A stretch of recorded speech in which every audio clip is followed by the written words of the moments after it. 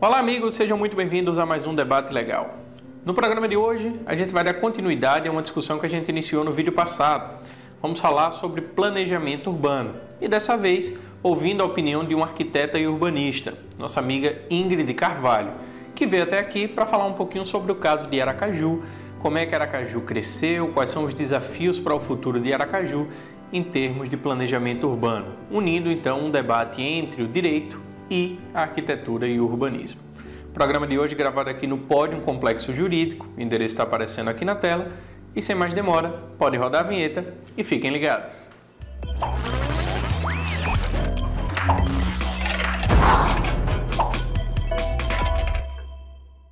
Oi pessoal, sejam muito bem-vindos a mais um Debate Legal.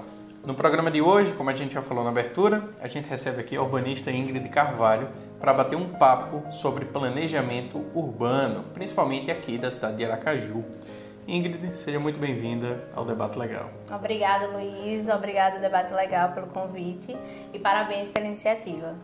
Que legal. A gente agradece que você esteja aqui e só adiantando um pouquinho para os nossos internautas, nossos queridos espectadores aqui do Debate Legal, a gente já recebeu aqui no programa uma entrevista com uma advogada, Robéria Silva. Ela falou um pouquinho sobre o meio ambiente, sobre o planejamento urbano na perspectiva do direito, na perspectiva jurídica. E aí, nessa entrevista com Robéria, nós debatemos um aspecto importante que não dá para você pensar planejamento urbano só no aspecto jurídico, você precisa também da análise técnica, né? E um dos profissionais habilitados para isso é o arquiteto e urbanista, então você aqui vai ser de grande importância para esclarecer esses temas para a gente.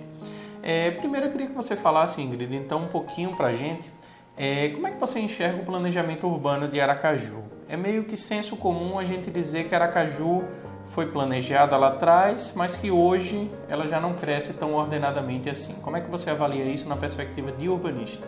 Então, Luiz, eu acho que um dos grandes motivos desse problema do planejamento urbano em Aracaju é essa questão do plano diretor não ser revisado, né? O plano diretor ele tem que ser revisado no máximo 10 anos. Em Aracaju, o plano diretor vigente é do ano 2000. Então, acho que um dos grandes problemas nesse aspecto de planejamento urbano é isso. Além desse problema, dentro do próprio plano diretor, há problemas de execução, tanto no uso e ocupação do solo, quanto na questão de mobilidade urbana. Então, tem esses fatores que contribuem para esse não planejamento urbano de Aracaju. Pensar a cidade não é uma coisa tão simples, Isso, não é tão simples. A gente tem instrumentos para isso, a gente tem um plano diretor, como você falou, o plano diretor de desenvolvimento urbano, de mobilidade urbana. Isso. E você falou bem da revisão, tem que ser a cada 10 anos, está lá no Estatuto das Cidades. Mas Aracaju não fez ainda. Agora eu me lembro que Aracaju, há alguns anos, iniciou fazendo algumas audiências públicas, né, para que as pessoas comparecessem, para debater o plano diretor. Isso acabou não avançando. Essas audiências públicas, você considera que é importante essa participação popular para decidir em que medida a população ela pode auxiliar na elaboração do plano diretor? Com certeza, as audiências públicas elas são importantes para esse planejamento urbano. Infelizmente, são audiências que não são comunicadas. Até eu ingressar no meu curso de arquitetura e urbanismo, eu nem imaginava que existiam audiências públicas para o plano diretor. Eu nem imaginava o que era um plano diretor. Então, eu acho que, primeiro, é necessário que as pessoas elas entendam o que é esse plano diretor. Inclusive, a oportunidade do canal de vocês é uma dessas fontes, né, para as pessoas entenderem o que é um plano diretor, para que serve, como funciona a questão do planejamento urbano e poder colaborar com essas decisões. Aqui em Aracaju é quase que uma expressão comum a gente dizer assim, Aracaju foi construído em cima do mangue. Isso a gente ouve a todo momento, principalmente quando chove, tem alagamento, porque aí foi um lugar aterrado, papapá. As pessoas, muitas vezes, elas desvalorizam, digamos assim, não sei se essa seria a palavra mais correta, mas elas não dão tanta importância ao manguezal, porque é um local que fede, é um local que é, entre aspas, sujo, e aí acaba não tendo um tratamento adequado, as pessoas acabam depositando lixo, etc. Isso prejudica um pouco o planejamento urbano daqui de Aracaju. Você concorda? Sim, com certeza. Eu acho que um dos fatores é explicar à população para que serve o mangue, por que essas áreas são tão importantes, não só ambientalmente, mas também socialmente e economicamente para o nosso município. E o que é que você enxerga de perspectiva aqui para Aracaju? Sei lá, para os próximos 10 anos, por exemplo. A população cresce, mas o espaço não cresce.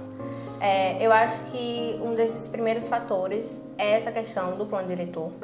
E ele tem que ser revisado de uma maneira que não valorize apenas esses agentes sociais voltados para a produção do espaço urbano, visando produtores imobiliários. Essa questão dos produtores imobiliários terem mais voz do que aspectos ambientais, do que aspectos sociais. Então, é necessário a gente pensar também nesses agentes sociais excluídos, que eles vão e que o governo, ele criam, por exemplo, o programa Minha Casa Minha Vida, e coloca essas pessoas em áreas distantes de seus trabalhos, distantes das pessoas de locomoção. Então, já vai começando esses problemas, esses aspectos de planejamento urbano errôneo. Então, eu acho que uma das maneiras é essa. Quando você for fazer essa revisão desse plano diretor, você pensar nesses diferentes agentes que compõem o espaço urbano. É uma coisa que, assim, como a gente havia adiantado, né, você pensar isso só no aspecto jurídico, você não consegue ter essa visão de jeito nenhum.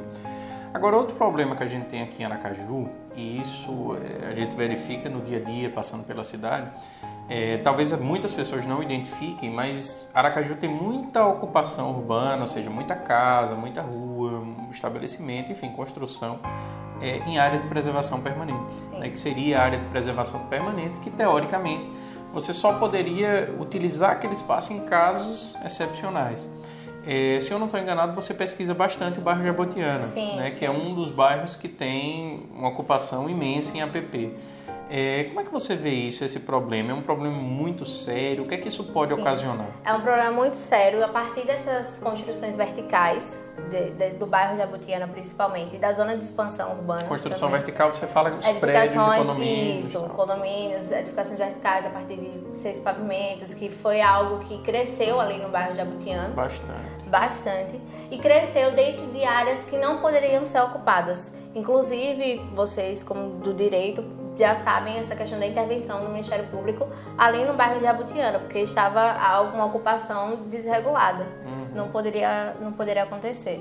Então é algo que prejudica não só a população dali da Jabotiana, mas isso causa impacto no ambiente. Sim, na cidade como um todo, né? Isso tem reflexo, né? Não é só ali, é um problema localizado, concentrado. E não só um reflexo social, mas também um reflexo econômico e um reflexo também ambiental. Isso é uma coisa séria, né? Que tem que ser pensada, tem que ser seriamente discutida. Agora, Ingrid, eu não sei se você conhece outras cidades, alguns outros exemplos que poderiam, por exemplo, ser importados, ser transplantados para Aracaju. Mas o que é que você acha, por exemplo, que seria A gente tem esse problema que está posto. A gente tem, como eu falei, a população está crescendo e isso nós temos dados, né, que vem crescendo, talvez dê uma desacelerada agora, comece até a diminuir, existem projeções nesse sentido. Mas a gente vem acompanhando que cada vez mais existe uma demanda por locais para morar e o espaço não aumenta.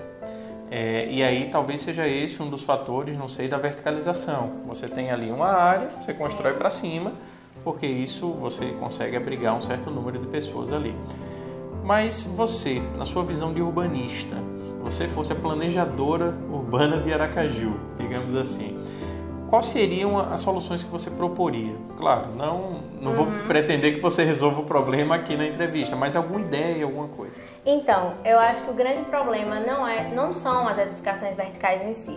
O grande problema, por exemplo, eu vou utilizar o Jabotiana, que é um local que eu conheço mais, e sim esses espaços que criaram e transformaram em espaços de áreas impermeáveis.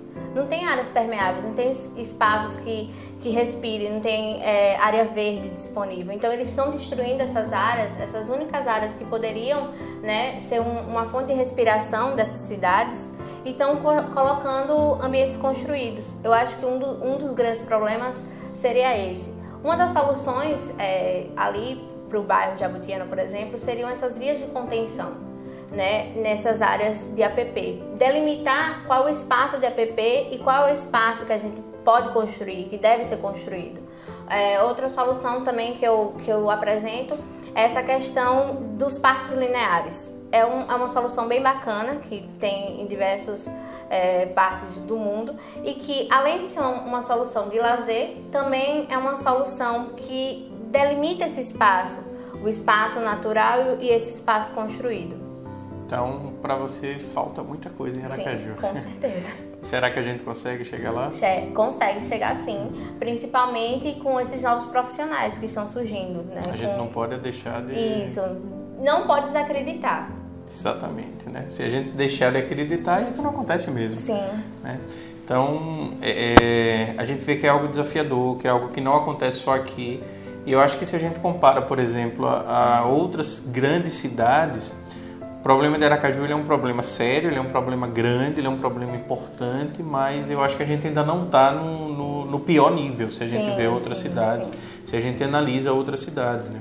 Então, a gente tem desafios, a gente tem muito a avançar, mas tem gente que está em situação pior. Sim, com certeza. E, assim,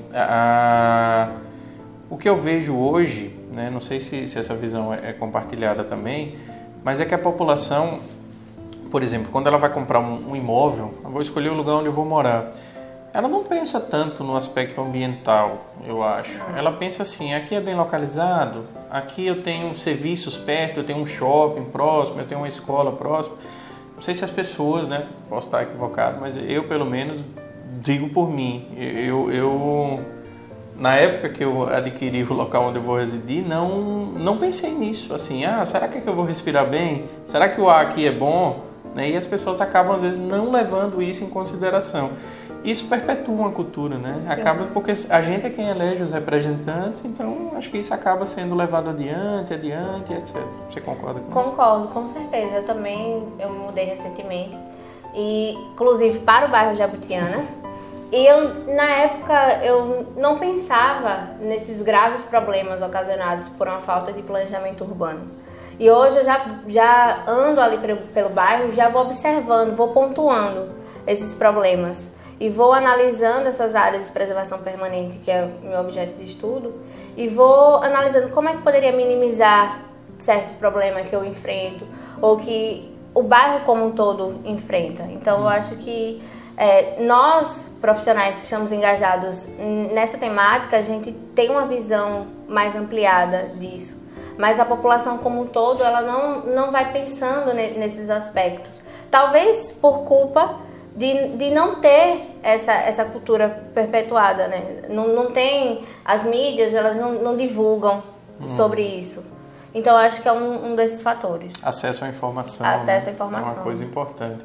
Só para esclarecer, Ingrid, ela tem esse olhar de pesquisadora, né? Além de ser arquiteta e urbanista, ela está cursando mestrado em desenvolvimento e meio ambiente. Então, ela pensa a cidade muito nesse aspecto ambiental, nesse aspecto social, né? Desse desenvolvimento. Que bom, Ingrid. Eu acho que você foi bem clara nas suas colocações. Agradeço a sua participação aqui no Debate Legal. Vou deixar o espaço aberto para você fazer suas considerações finais.